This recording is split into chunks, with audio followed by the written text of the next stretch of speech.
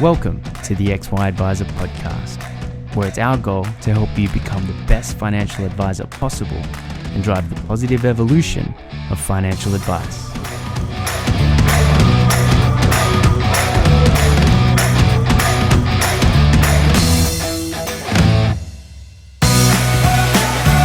Hub24 is an ASX-listed company with over $15 billion funds under management and one of the fastest growing platforms in the market. Neither a bank nor part of a bank, Hub24 focuses entirely on connecting advisors to a broad range of investment solutions for their clients. Discover why other advisors think Hub24 are the best in the market and access the benefits of choice and efficiency for you and your clients with their market-leading managed portfolio solution. To find out more, visit hub24.com.au.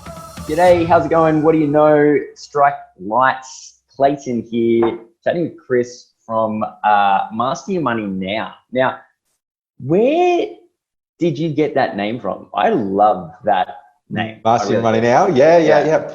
I've always liked the original plan was to do Master Your Money, but that was taken. So as I was looking through the domain names, one of the suggestions was Master Your Money Now. I was kind of like, yeah, I like that actually. It's got a bit of, adds a bit of urgency to it. You know, it's not something we want to do tomorrow, not something that we want to do, next week. It's something I want to master your money right now. So yeah, that's where it came from. Then the reason I like Master Your Money, I always like this concept of, I feel like money masters a lot of people. Money makes the decisions for so many everyday Australians that, getting that relationship reversed so you become the master of money, that's, I think that's ultimately what we do here. Mate, that's really cool. Is that the name of your actual practice? Yes. That's so cool. When I had my financial planning company, I was a part of the Hillross network, so you have to use the word Hillross. Yeah. And then I can't remember why. I think because I wanted to name my company Silverstone Wealth Design. Mm-hmm. And so it ended up being Hillross Silverstone, which sounded super like, I don't know, way too proper. And I just love these kind of new names that are out. Like you got Fox and Hare, you got Pivot Wealth, you got Master Your Money Now. Like I love just all these better names that they're attracting a different type of clientele. But talk to us, like, what is your what's your ideal market, and how did you decide what that was? Yeah, so when I started my own practice, July 2018, so nearly 18 months ago now, and I really had a passion for wanting to help everyday people, which and particularly I really wanted to help my mates. That's really what I wanted to do as part of this practice, and so but the term everyday people is quite vague. That was the feedback I'm getting. Yes. We just don't know what that is. We don't know, who everyone thinks they're kind of like an everyday person. So, which it wasn't what I was going for. And so it was kind of like, not really cutting through. So we're going down a bit more Pacific. So specifically teachers and nurses. My parents are teachers. My wife's a nurse. So that's kind of how that occurred. And most of my mates are particularly teachers. And nurses. So, and then particularly that 25 to 35-year-old demographic. So we do a lot of work in the saving for their first home. So the first home super saver scheme. That's how we get a lot of clients, how you can buy your first home in the next 12 months. But they're also, a lot of them will see their parents are just retiring and they won't be retiring with enough. And they're seeing that, they're knowing that Centrelink's not much, they don't have much in their super, and they're going, I don't want to finish up like that. And that is a real big driver for my generation and realizing that, getting their super sorted and getting all their cash flow and insurances sorted now, you can make a big difference. And you can make a big difference, those little things like switching from a balanced or high growth fund at 25, it's far better to do that, rather than coming in at 55 You know, I remember at the bank, there was one trader, you know, his back was stuffed. He couldn't work. He's got 50 grand in his super. He's like, I need to retire. What do I do? And the answer is nothing, like, or very little. But at least when you're picking up these issues at age 25, like I even had a client who's, you know, within like a retirement savings account, 100% in cash. Like, to make that change at 25 rather than 55 is, as you would know, it's life-changing. Huge, yeah. I'm a big fan of this this demographic because one, it's a demographic that a lot of advisors shy away from, right? Like it's the classic ha ha ha, engineer and school teachers are so hard to deal with, right? Yeah. And you've just gone, well, yeah, like send them my way. Yeah. Not the engineers, not the engineers. I couldn't do the engineers, but I think it comes down to style and personality. And I think, like, I'm a self-confessed book nerd. You know, I'm very book smart, not street smart. That's something I've had to learn the hard way. And I think naturally I give a lot of detail and information. So even I remember, you know, one particular client, it was a teacher and a graphic designer. The teacher was just lapping up all the details, you know, everything I was going through. But the graphic designer, you just had that look going, this is too much information. I don't get this, you know. So having to adjust that, I think that's a bit of part of that, just natural personality. But yeah, send the teachers and nurses my way. More than happy to have a chat to them. That's awesome, mate. And so the reason I really like it is there's so many people in that position, even if they're not exactly a teacher, but like I completely understand what you mean when you say everyday people that are like teachers and nurses. And because there's so many of these type of people out there, it's oftentimes hard to attract them. So I want to ask you, right, how do you avoid getting just sucked up into the minutia of everything to everyone? And how do you get your message directly across to this large segment? Good question. So I definitely needed a bit of help. So like I said, I tried using the phrase everyday people, which was something that I did when I launched the business and it wasn't cutting through. So getting down to, I think, and I had a lot of resistance coming into niche. And I remember that there was an XY event in Melbourne 2 years ago. It was Rebecca Pritchard, Craig and Ravi. I can't think of their last names off the top of my head, but talking about, you know, the importance of niche. You know, I was kind of like, nah, you don't need a niche. That's going to limit my audience. You know, I don't want to do that. And I still do. Like, if a tradesperson, for example, wants to see me for advice, I'm happy to help them. So I'm not exclusive teachers and nurses. 100%. But when it comes to marketing these days, you have to be niche. Absolutely. And, you know, if you're, you know, you have to be, so niche when it comes to your marketing because everyone else is doing it and that's what's getting the cut through. So how do we attract that audience? I'm working, do a fair bit of marketing through Christian Jacobson, which I'm sure you know is a big friend of the XY Advisor Group. And we've started with nurses. We're just about to move into teachers and really going down that Facebook, Instagram, for targeting for both the content and also for the call to action as well. Not LinkedIn, because teachers and nurses are not linked on LinkedIn. That's a really good point. Yes. Yeah. So for me, LinkedIn is more connecting with other advisors or pretty much, that kind of thing.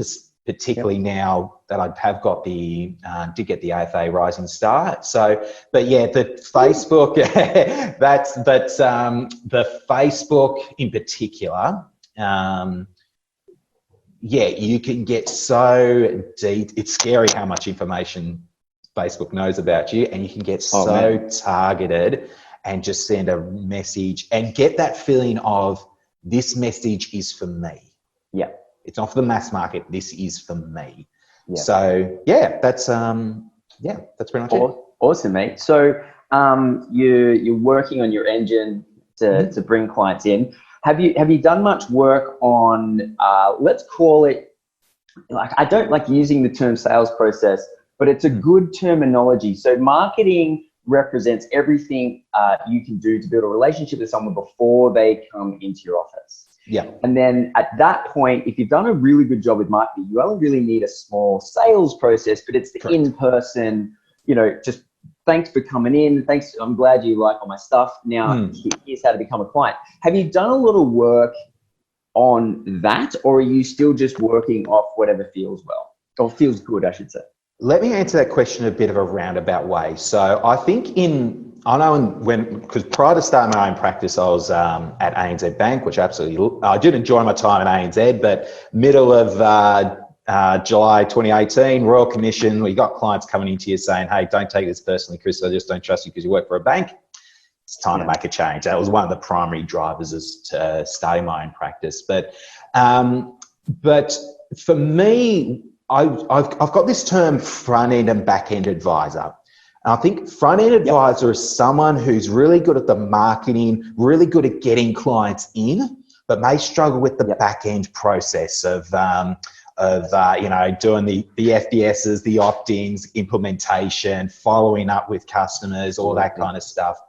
And then there's the back office advisor who's good at that side of things, but would maybe struggle with the sales and process side of things. I'm 100% a back-end advisor. And so I identified that pretty early. I feel that I'm good at creating content, but it's the distribution of that content is probably, I knew it was an area that I needed help in. And so to go back to your question, realistically, what we did was we really go down to, generating particularly the short videos or the Whiteboard Wednesday, and really sending them out to the target audience. So getting the content out first to our target audience. And then once we've got that audience, then we bring in the pitch, so to speak, book in for a complimentary 30-minute strategy session, and then go from there. So that's something I needed help with. And it's not my strong point, but there's other people out there that do that for a living. Fantastic. So that's how I improve the process. Mate, that's a huge advantage. I was always I was definitely that front end advisor, and so I feel like if you're a back end advisor, naturally you can hire the people that can help you with your front end stuff. But it was a little bit more difficult, or at least I found it difficult to find people who were naturally inclined to handle my back end. So I could handle the front end. My back end, I would hire people and I had staff to handle it. But I always I was jealous of people who are naturally back end, because I feel like outsourcing that marketing. And so, mate, it's awesome to hear you do that. So let's say, 50 people fall into a funnel. Let's say 10 people make a meeting. Let's say 5, 7, whatever turn up. And let's say 50% of those become clients, give or take. Sure.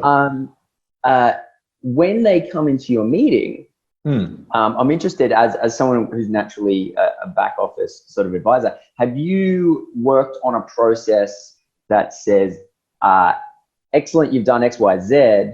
Now, in order to become a client after this meeting, these are the next steps. Do you find that naturally easy to do? Generally, that's the easier part. And so for my process is, get the 30-minute, and even especially dealing with clients remotely as well, there's a couple of things I'll mention. So firstly, if they're not based in Geelong, and half of my clients, so let me take a step back. So for those who don't know, I'm in Geelong. So half of my clients are in Geelong, and we do them face to face. The other half are all around Australia. So particularly up the eastern coast, everywhere from Rockhampton to Hobart. So and a fair few in Sydney. So the first meeting is usually just a 30-minute phone call, and just pretty much the usual. This is what we do. Do I like you? Do you like me? That's all.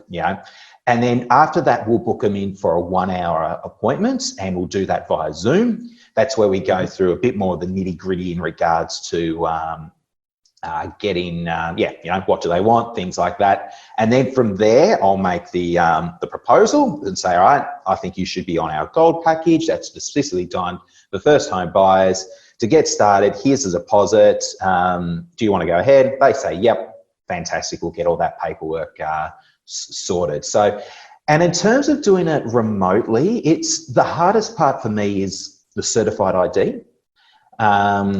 Because I know this varies from licensee to licensee, which is an interesting pickup from the AFA conference, but certainly my licensee in Focus, their view is that showing your ID up on a computer screen like that doesn't classify as being witnessed. So so they would have to go to they can go to another nurse or obviously a pharmacy and so forth to get their certified ID themselves. And then they've just got to, send that through to me. And then the rest of the documents, the InFocus CRM, we can sign a lot of documents online. So SOAs, ATPs, just a PIN that needs to be sent. And then it's just those annoying documents which just require a physical wet signature because some super funds are not up to the 21st century at the moment to accept DocuSign and HelloSign and so forth. So, so I generally find that, again, for me, the certified ID is the only difference on onboarding a client remotely in comparison to doing it face-to-face. At the end of the day, and again, because I wanted to do something that I could be flexible in my location, Gen X, that kind of formed my target market as well. So, Gen X, Gen Y, your friends and family on Facebook, why not your financial planner? That makes sense to do those things remotely. Aged care, on the other hand, probably would prefer the face-to-face. Yeah, there's a lot more sort of emotional things going on in terms of course. aged care. Yeah, just a complicated area that hats off to anyone who specialises in that. Absolutely. But that's a really good insight in terms of the similarities and the differences of remote planning. Talk to me about how you feel. So you're a rising star, obviously. You're an advisor beforehand. You're out on your own. You're in that early phase, and now we've got all these fascia things coming in. You got all these sort of additional requirements. My assumption is, as a new or as someone who's just sort of recently launched their own business, you're probably in that overwhelming stage of just getting everything done. That if there's another thing, it's probably not to you the biggest problem in the world, because it just is another one of these things that just needs to get done. Compared to, an advisor who would say have a business for 20, 30, 40 years, they're going to sort of feel that change. Whereas someone like you is just in that mindset of whatever this needs to get done. So that's my assumption.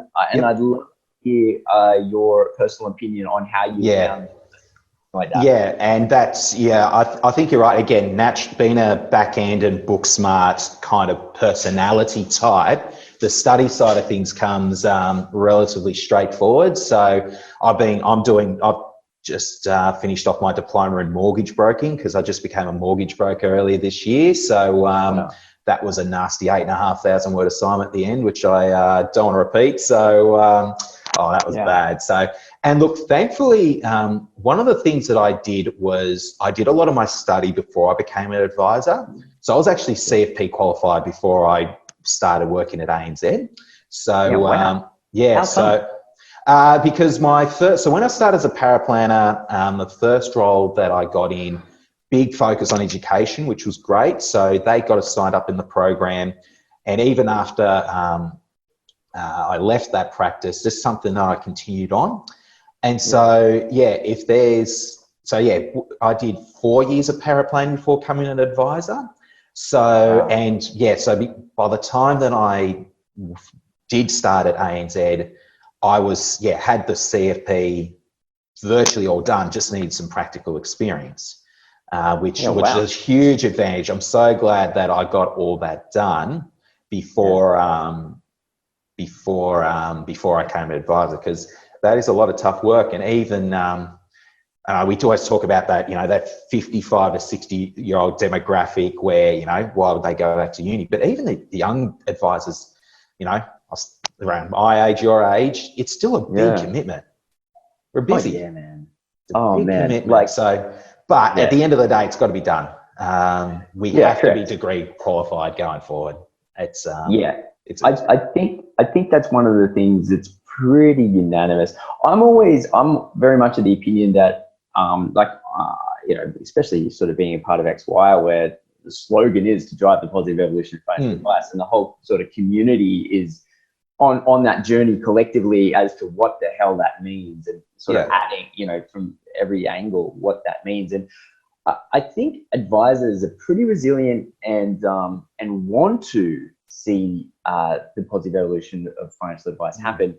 It really just, the only thing that I guess we push back on is the rapid pace of that change. So everyone's got their own opinion on a lot of these things.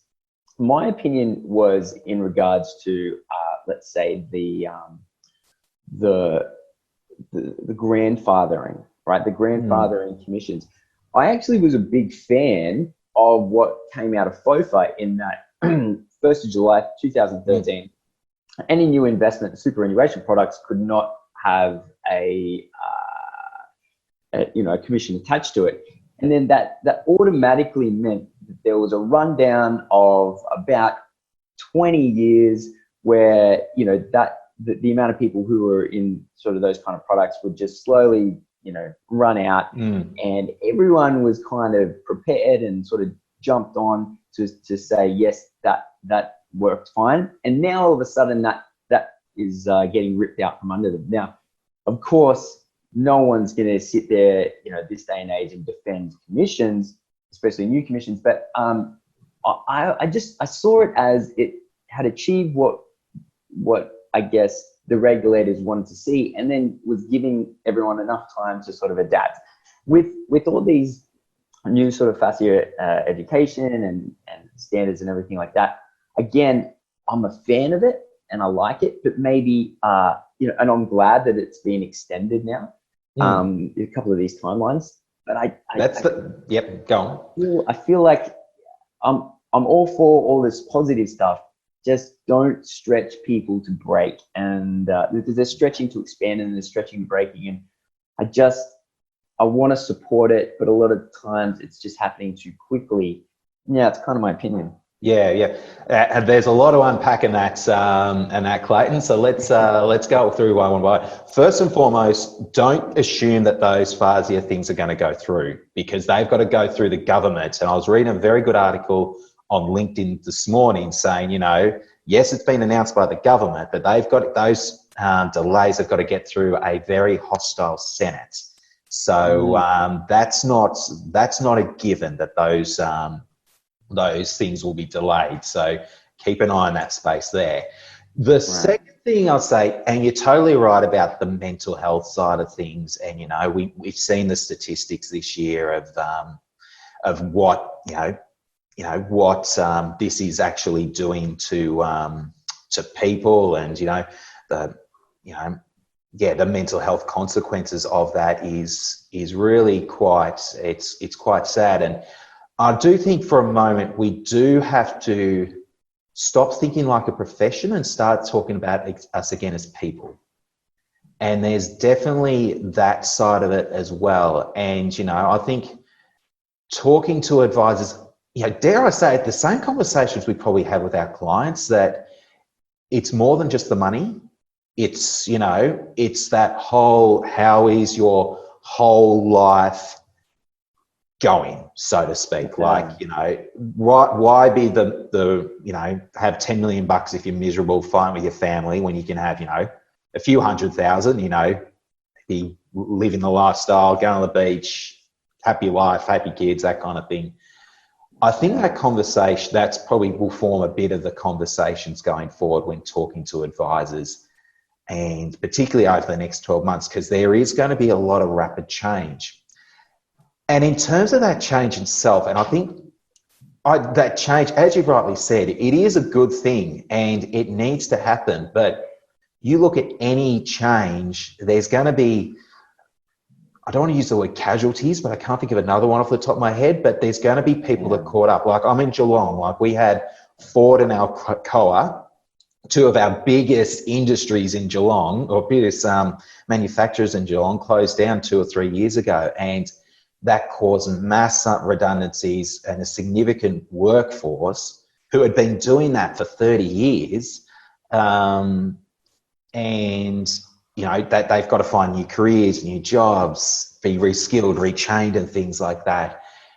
And that was, there was going to be a bit of, there was some big concerns for Geelong and what sort of impact that would have. But Geelong has got through it, you know, where you're going strongly as well. And I do believe the financial planning profession as a whole will certainly get through these changes and be better for it. There's definitely some big concerns, and we've got to be very mindful what impact these changes have on individual circumstances. But at the end of the day, the change is going to come through. I don't think we'll stop the change, I don't think we should stop the change either. But I think we've just got to be mindful, again, that we are talking about with people who've got retirements, families, jobs, and a very high levels of stress and anxiety about this. You know, let's just keep talking. Let's keep communicating about how we actually truly are going with this. Yeah. It's an interesting thing. Like at XY, we've tried a couple of things to sort of create, I guess you could say, private little communities to get people together to discuss this sort of stuff. And then it wasn't something that everyone wanted to be there to listen, I think, but I think a lot of people didn't want to publicly sort of write it down. And so we're a little bit lost in what to do in order to provide something. Because, it's a tough time. And like I said, like advisors really are resilient. It's just the type of personalities, you know, like it's such a unique personality where you have to be good with people and you have to be good with numbers and sort of logical thought as well. So it's an interesting type of person. And I think because we're good with people, I think there's a openness to be vulnerable, but everyone's sort of not naive as well. So we want to be a little bit protected. One of the things that I've been thinking about is, so when you catch an Uber or any rideshare, there's a $1 fare fee that goes to a pool of money that the government organized to pay to retiring taxi drivers, because sort of, you know, it's a very similar story for a lot of these people. Yeah. And so one of the things that my mind goes to is whether we should be maybe skewing the conversation to start thinking about, rather than fighting everything, what remedies could be put together from the government to help with these advisors who, you know, especially like these AMP advisors, man. This is crazy, where they woke up and they lost half their business valuation overnight. That's shocking. That's tough. And I guess that really boils down to what was the actual terms and conditions of that contract. And I don't know this, so I can't really comment on the specifics of it. But I think it's fair to say that 4 times book value was extremely generous in this market. So I totally understand why AMP made the change. Now, whether they are legally able to make that change, that's a conversation. I know you've had someone from AMP on the podcast recently, so it's a completely conversation that I can't really comment on. But I think the issue with what you've just said there is, the whole concept of paying someone else, setting up a fund for retiring financial planners. Who's going to pay for it? That's my first question. And ultimately, it will be the client. That's who will pay for it. And as part of the Royal Commission, there was, obviously the recommendation that that advisors should be paying for remediation for clients, for those who didn't have PI and et cetera, which can cause a significant, why should I or my clients pay? Because another advisor, whether deliberately or not, has stuffed up. There's a lot of pushback on that one. And I guess, dare I say it, but if I would have thought that a good financial planner would have had a plan B in place. We see it as, I see it as a financial planner where people say, my business is my retirement plan, and my hardware company or my gift shop or whatever it might be is my retirement. My taxi license was my retirement plan. And I would think that should ring an alarm bell in every single financial planner going, oh, no, that is definitely not right. You need to diversify, you need to think about your super, owning your own home and having investments in your personal name, et cetera. I would hope that advisors who give that advice would do the same themselves. And I know, I appreciate, yes, there's a lot of pressure, and I know a lot of advisors, and starting your own practice is one of the toughest things you can do, probably second hardest behind having children. It's, I think, maybe there is,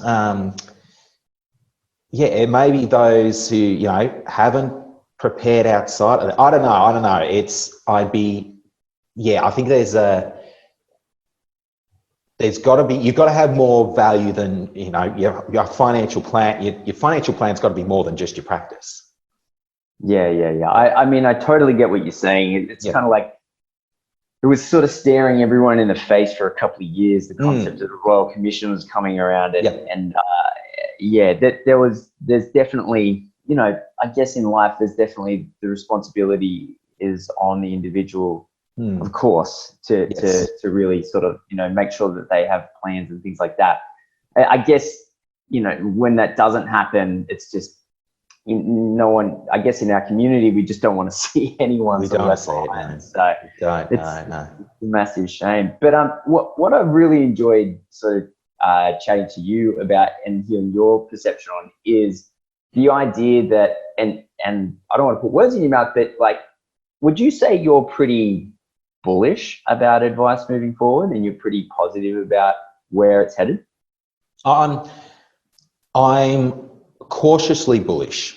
There's definitely a lot of reasons to be optimistic, and I think those advisors, particularly this new cohort of advisors, I think like my XY advisor, my fellow AFA finalists and all that kind of stuff, they're going to be very well positioned going forward, especially if these changes take place.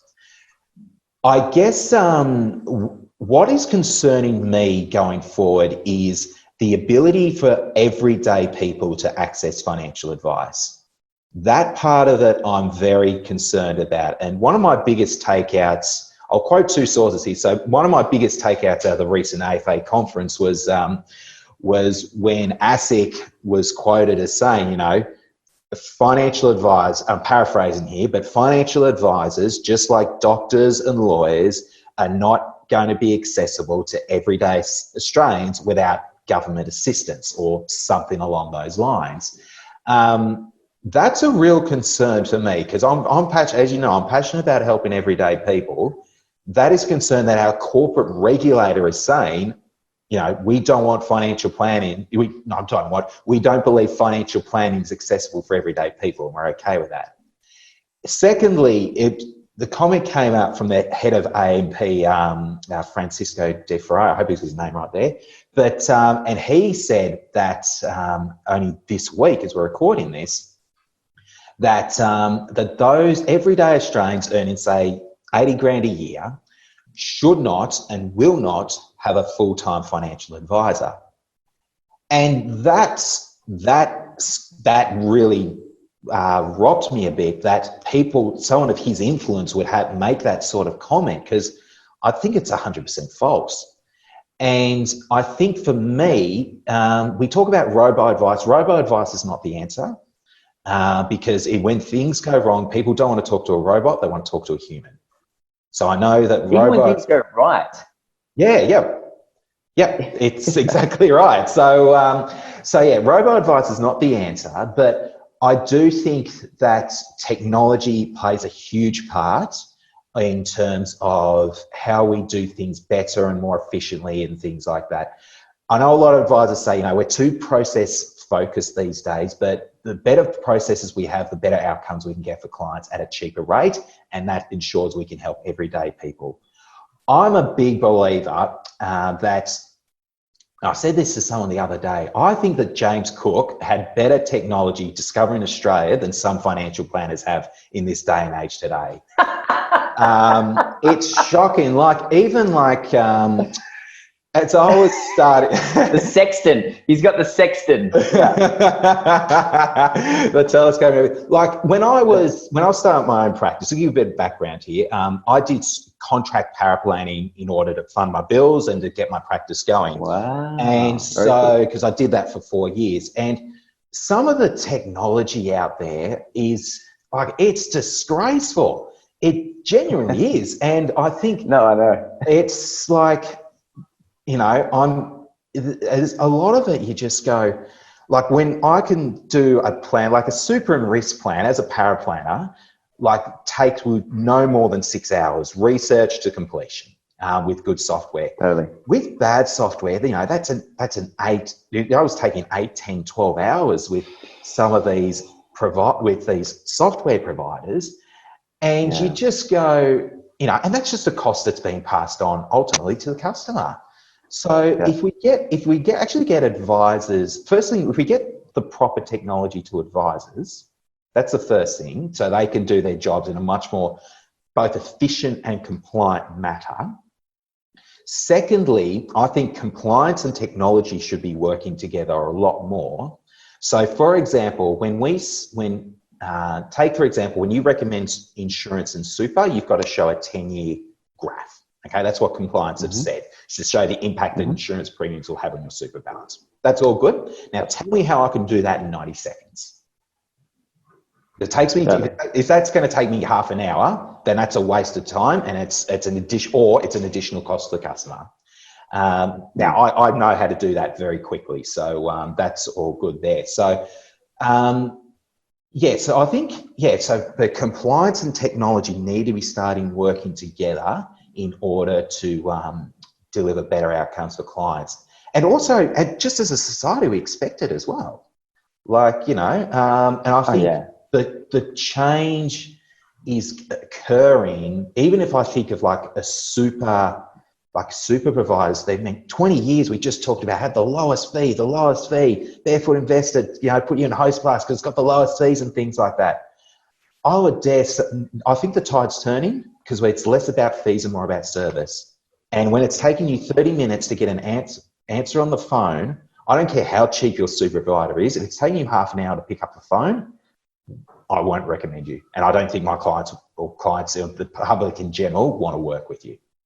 So that's a really good point. Yeah, so I think that there's going to be pressure. There's a lot of pressure on licensees at the moment. That pressure is going to increase from a technology perspective. I can say that because I'm with InFocus, and their technology, their Platform Plus, is very, very good software. So that's good to hear. Yeah, I'm very happy, and that's, again, having that background. That's how I can deliver my services at the price levels I can, because I do have that background support, which makes a huge difference. So, but yeah, I think if you don't have that, and to be honest, I can only think of one other software provider that I would recommend with my experience as a paraplanner and as an advisor. If you don't have that software support, then and that technology support, you need to start putting pressure on your licensees, because that's just unacceptable these days. Actually, on that, just because you sound really experienced in this, what is your tech stack? My what, sorry?